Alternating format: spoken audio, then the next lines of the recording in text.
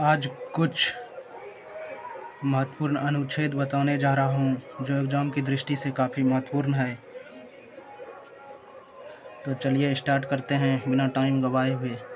और दोस्तों, आप लोगों से एक निवेदन है कि आप लोग वीडियो को पूरा देखिए, तभी आपको सभी चीज़ अच्छी तरह से समझ में आएगा और आपका रिवीजन भी अच्छी तरह से हो जाएगा। तो चलिए स्टार्ट करते हैं।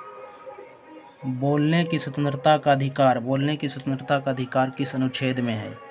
तो बोलने की स्वतंत्रता का अधिकार है 19 का ए, और इसको प्रेस की स्वतंत्रता भी कहते हैं। फिर दूसरा क्वेश्चन है, 6 से 14 वर्ष बच्चों को निःशुल्क शिक्षा उपलब्ध कराना किस अनुच्छेद में कहा गया है? 21 का क में। और अनुच्छेद 21 में है प्राण एवं दैहिक स्वतंत्रता का अधिकार। तीसरा प्रश्न है, कर्मचारी के लिए निर्वाचन मजदूरी एवं उद्योग दिलाना। कर्मचारियों को निर्वाचन मजदूरी एवं उद्योग दिलाना किस अनुच्छेद में कहा गया है? अनुच्छेद 43 में। अनुच्छेद 43 में कहा गया है। फिर संचित निधि का वर्णन। भारत की संचित निधि का वर्णन है अनुच्छेद 266। और आकस्मिक निधि का वर्णन है अनुच्छेद 267। नगर पालिका से संबंधित अनुच्छेद। नगर पालिका से संबंधित अनुच्छेद है 243। अनुच्छेद 243। अनुच्छेद 243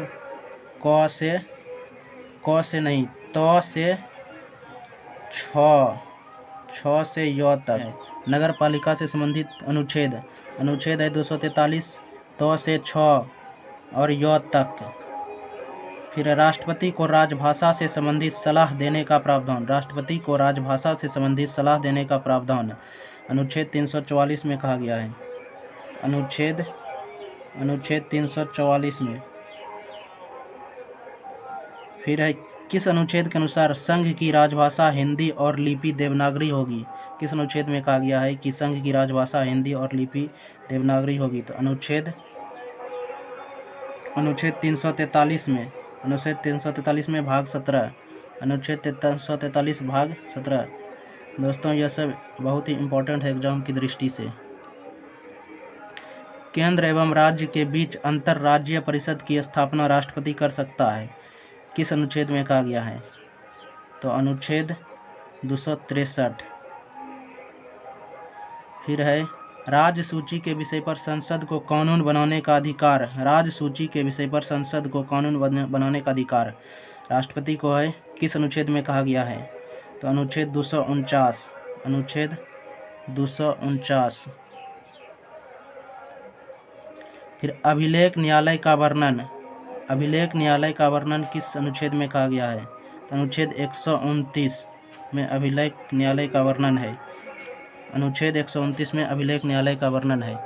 फिर सार्वजनिक विवादों पर उच्चतम न्यायालय से परामर्श मांग सकता है राष्ट्रपति। यानी विवाद जो होगा उस पर उच्चतम न्यायालय से राष्ट्रपति परामर्श मांग सकता है। किस अनुच्छेद में कहा गया है? अनुच्छेद 143। अनुच्छेद 143।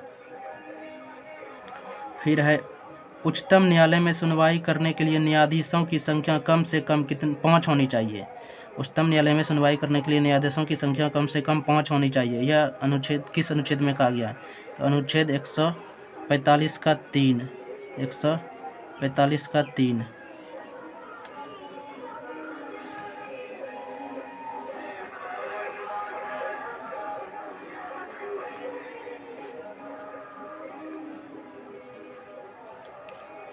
फिर है क्वेश्चन, उच्चतम न्यायालय में सुनवाई करने के लिए न्यायाधीशों की संख्या कम से कम 5 होनी चाहिए। अनुच्छेद 145 का 3। फिर हो गया, प्रत्येक राज्य के लिए एक उच्च न्यायालय की स्थापना होगा। प्रत्येक राज्य के लिए एक उच्च न्यायालय की स्थापना होगा। किस अनुच्छेद में कहा गया? अनुच्छेद 214।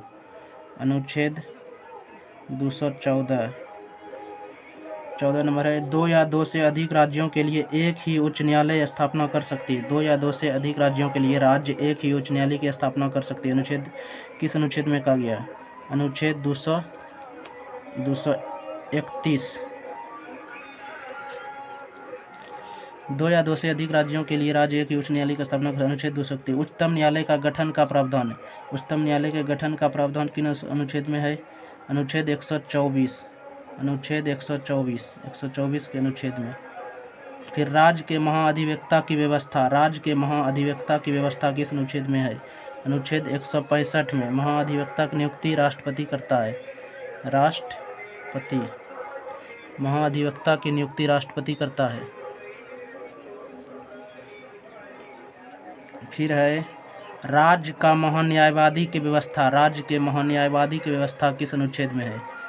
अनुच्छेद, भारत का महान्यायवादी की व्यवस्था, सॉरी दोस्तों, भारत के महान्यायवादी की व्यवस्था अनुच्छेद 76 में।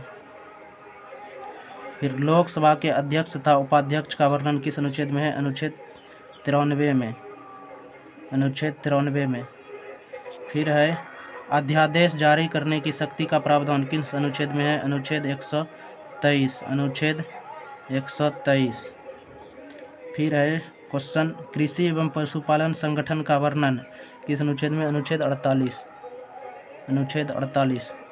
तो दोस्तों आशा करता हूँ आपको यह वीडियो समझ में आ गया होगा।